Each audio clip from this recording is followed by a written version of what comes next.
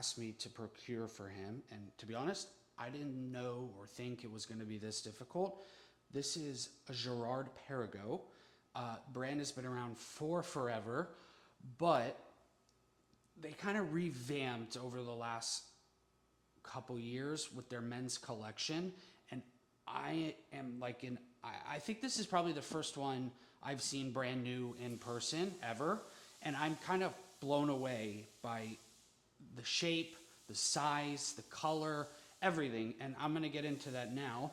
Well, tell them what our watchmaster wears. Oh yes, our watchmaker master wears a Girard Perregaux, an older version, but nonetheless basically the same model, which says a lot, especially coming from someone who's worked for Rolex, Breitling, the whole nine. He loves the movement, and he's had every single watch for the most part. So, without further ado, box unbelievable. Like in my mind, this is so clean, minimalistic, gorgeous.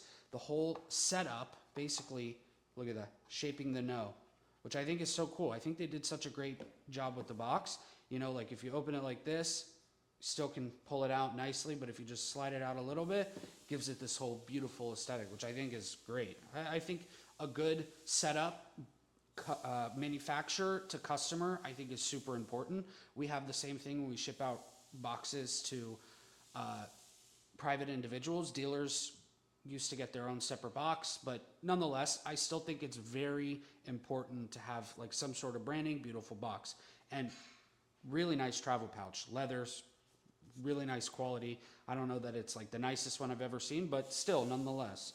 And without further ado, this absolutely beautiful. This watch comes in two sizes, I believe. It comes in a 42 and a 38. The customer that got it from me does have my size wrists, a smaller fit, and I think overall it's a better fit for this brand, but absolutely stunning. This is a 38 millimeter in sage green, brand new. Internet does not do this dial justice.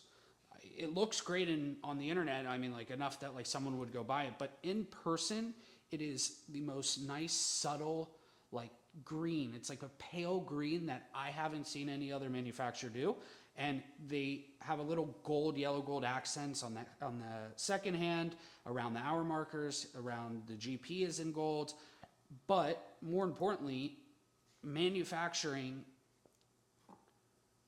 is so difficult when doing finishes. This essentially it was assembled after every single part was finished, but to get in between these lugs with a high, in between these links with a high polished section that is rounded is very difficult, incredibly difficult. It's very hard to get a finish, especially going horizontal.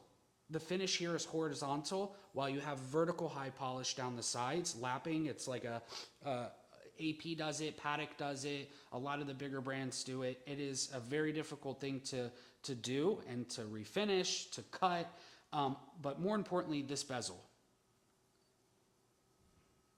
See the finishing, and then you have high polish around the edges, and then after that, you have satin on sides. To do this properly is very difficult, and I think they knocked it out of the park. I think a super underrated watch that could be bought around MSRP is around like 15,000. The level of professionalism that they put in this watch makes it worth it. So if you're looking for a GP, I'd be more than happy to source one for you. Thanks.